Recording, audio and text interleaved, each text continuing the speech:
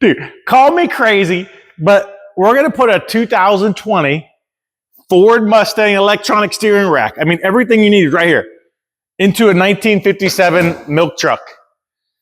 Go ahead. Ask me if it's going to work. Yep, I have no idea.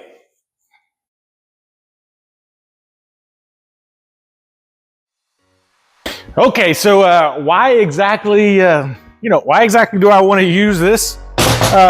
Says you. Well, I don't know, says I. I mean, I kind of know because I have one laying around, okay? Because it looked like it was the same width-ish by about, I don't know, a lot. And well, it's compact. And by my research, it looks pretty easy to wire up. And what I mean by research is I looked at this wire and then I looked at their diagram and I thought, well, that says 3 wires. We should be good to go. Heck, I don't even know if this works, okay? I really don't even know if it works. But that's, I guess, that's all the fun in this stuff, okay? This old custom stuff is just throwing stuff together. If it works, it works. If it doesn't, we make it work. Okay, anyways. So here's the wiring on it. Goes in the side here. The other one goes right there. It's got a main power, main ground, and one of those wires is a trigger wire. Basically, key on, we got power steering. I don't have any pumps. I don't have any extra pulleys. I don't have any fluid leaks, because I always get fluid leaks when it comes to power steering or anything that has to hold fluid. Anyways, one of the issues I know we're gonna run into also is the tie rod ends, okay? That's way too small for what I'm running. Remember, I'm running a 1-ton front end. Speaking, as I'm saying that, I don't even know if that's gonna turn a 1-ton, who cares? We're gonna try it. Servos, motors, if they decide they don't like it, they'll let you know. They're gonna catch on fire, they're gonna scream at you, or they're just gonna work. Anyways, the tie rod ends, way too small for what I'm gonna be doing. So I'll have to find another tie rod end that matches the same pitch. If I can't find the same pitch, thread pitch, then we just, I don't know, thread some more. I don't know yet. But anyways, we're gonna give this a whirl. We're gonna give it a try. I've never seen one of those steering racks in a Divco. Maybe we'll learn something together. All right. I got some room in here. I've got to try to be in line. There is, where you at? Right there. Let's just, let me just get the rack in here and just start kind of moving around where I want it. I don't know where I want it.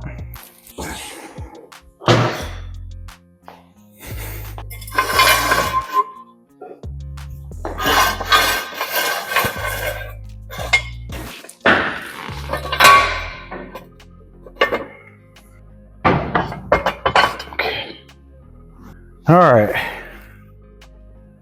so that's gonna rotate this way. We need to be way, way higher than that.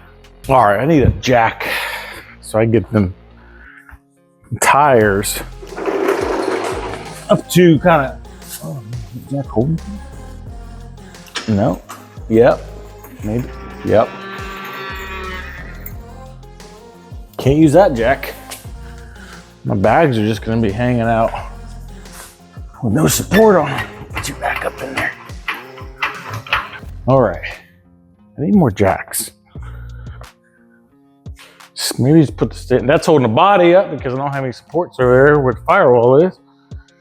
So I'll just take a jack stand, hold that body up, figure it out.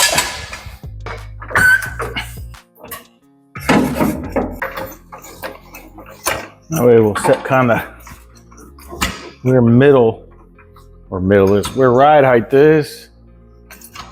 Close enough. All right, now what are we looking at? Whoo, that's way up there. Yeah, you ain't gonna be able to turn. Huh.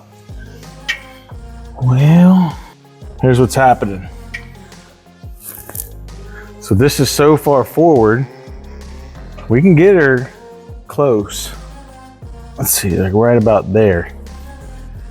My feeling is as soon as that, let's say we gotta go turn left, and that comes in, I think we're gonna hit our rod.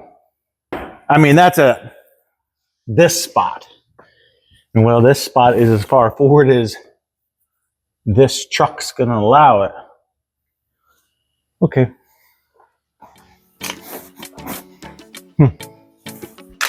Okay. I think I might have her figured out. What I did was I went up a little bit higher. My thought was we're gonna be hitting on the wheel, which we are. But if I went up higher, rather than hitting down here on this curve, we can be kind of in line with it, and then we have a little bit more turn space. So I just went up. I think we're clearing now, or at least I can get a big enough turn to make actual turn and not hit it. I could probably be within like a ½ inch or so and be okay. And going up higher, I was actually able to clear any type of servicing points there on the control arms. And right here, the steering's hitting the motor mount. I could actually just chop out that corner of both motor mounts, both sides of that. And then we should be able to get a rod through there. So now what I'm gonna do, I need to put a level on this cross member here and then put a level on this just to kind of get everything close. And I've got to figure out now a bracket. Here's a mount tab here, which I could probably go from here to there. And then the other one is somewhere under, where is it at? It's under here. Now, it is offset. In order for me to not be right there in this control arm cross member, I had to bring it over a little bit, and it doesn't look about 2 inches from the frame there, and it's about, I mean, it's about level with or even with the frame there, about 1 inch in the frame. So I'm probably off 1.25 inches, 1.5 inches to the passenger side, which I'm okay with that. Get a longer tie rod here, shorter one there. I think. Okay, let's get it leveled up. We'll get that leveled up, and then we'll start figuring out how to design some sort of bolt-on bracket. Just in case all this stuff doesn't work, I can unbolt it, and, you know, figure out another steering system.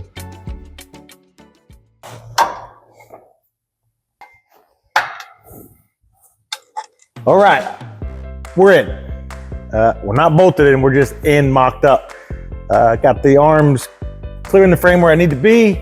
I've got the gap between the oil pan and the actual rack that should clear my oil pan. And it looks like I can put a rod right through. Well, there's a bushing that kind of wraps right here, so that should clear between the bushing and the frame. Cut a hole, put a piece of rod through there. It's gonna be a little bit tricky. Now I've got to figure out a bracket system. So mount hole here, mount hole here. I think what I'm gonna do is plate across the front of there, meet it over to there, kind of make like a solid piece, and then make an angle that comes down on that. I think. All right, I need to pop a few measurements of the steering rack, of the holes we are, of the offset, because like I remember said, we were offset to the passenger side a little bit, and then start making something up over on the CAD, and then trial and error this thing.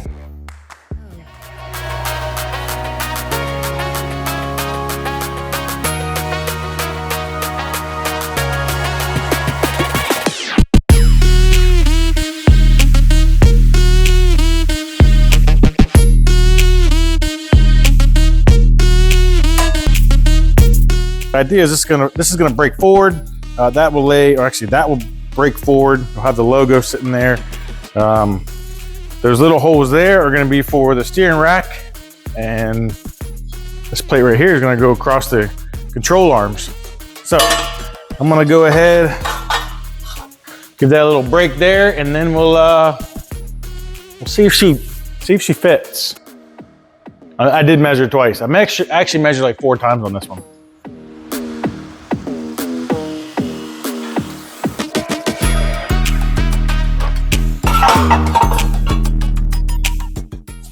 Looks like a good 90 to me. Oh yeah. All right, let's see if she fits. All right. So, all right, let me get this to slide back so I can actually get the plate inside. Whoa, don't you do that. Come on back.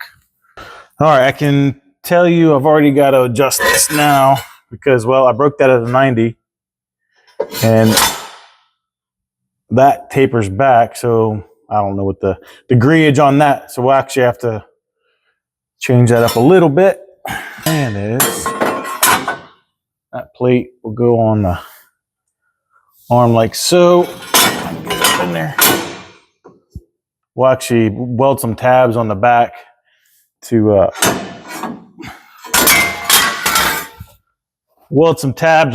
and they'll actually bolt in to there versus it being welded in case we need to take something out for some reason. All right, got the bracket bolted up here on the rack, and I went ahead and kind of cut out me a hole in the motor mount bracket. So hopefully this should slide herself on up inside of there. I took the bolts off of this side that hold the lower A-arm on.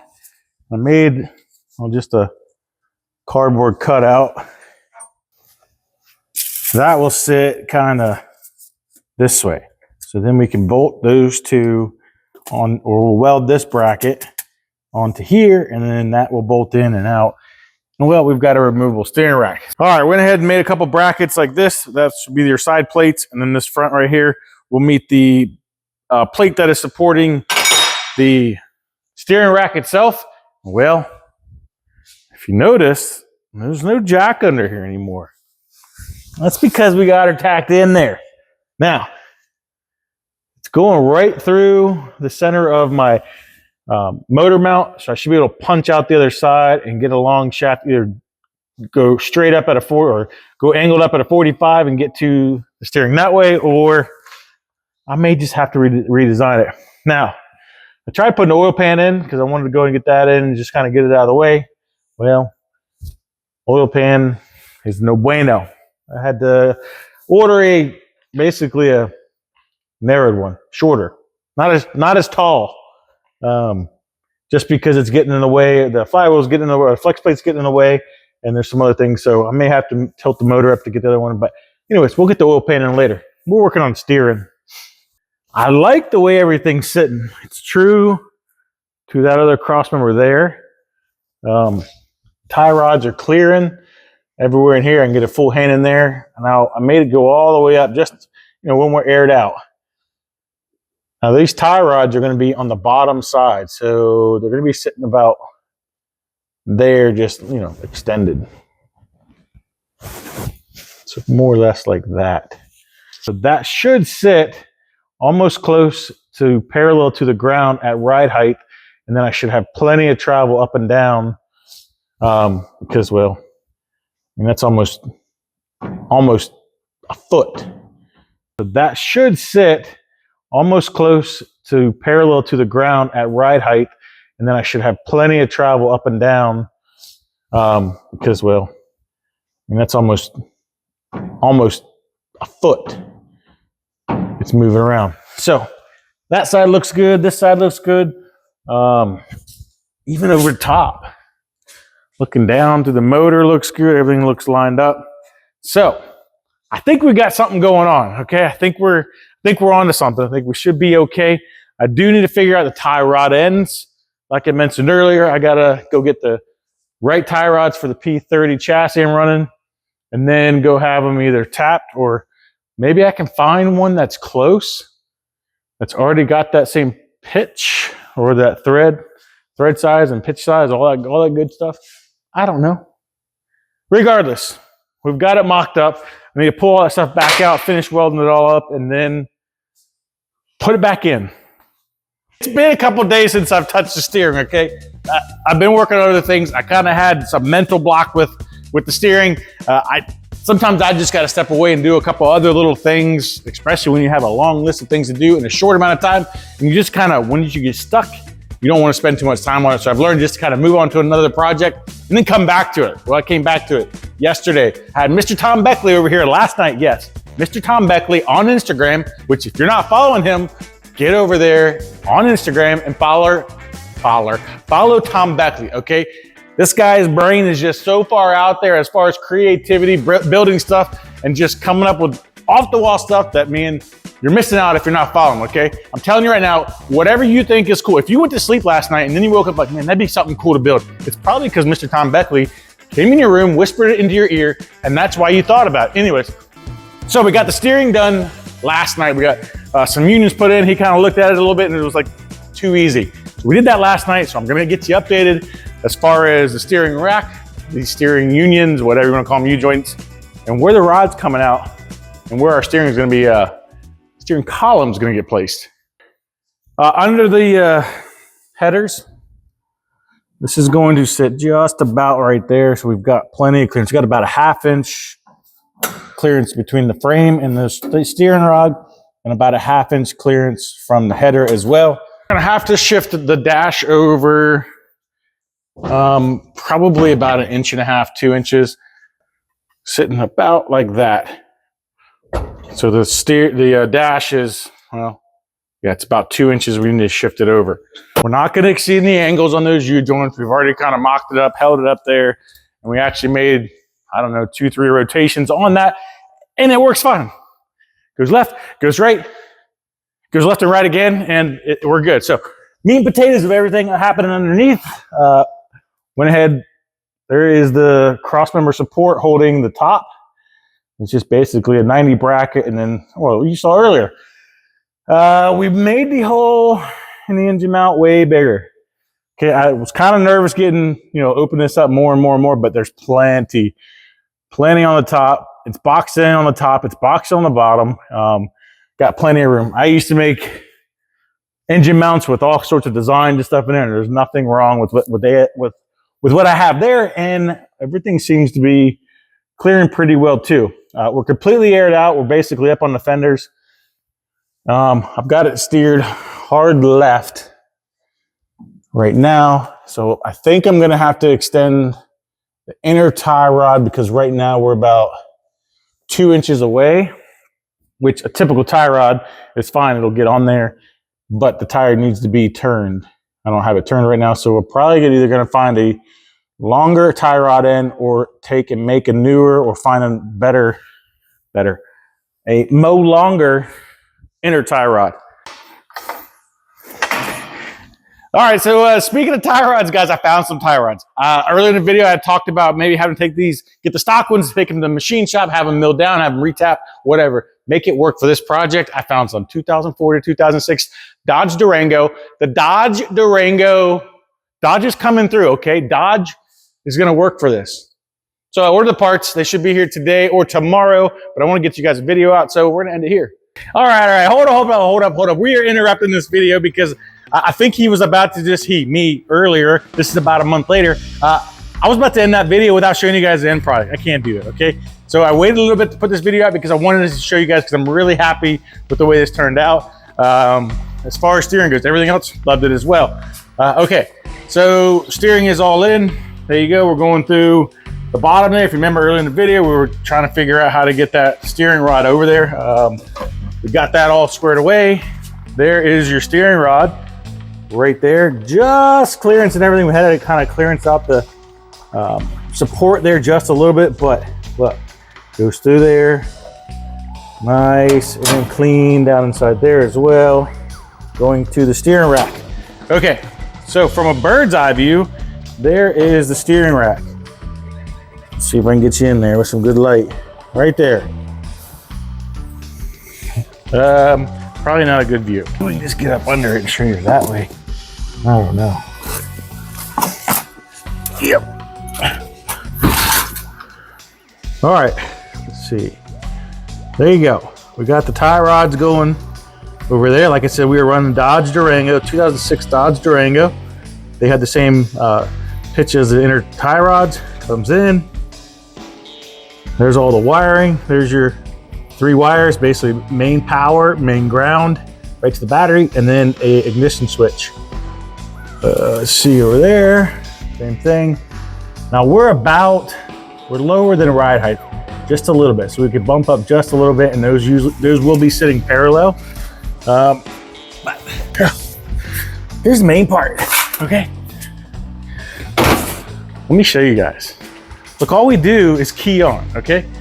All right, look, key on, give it that 3-second delay-ish, and well, left,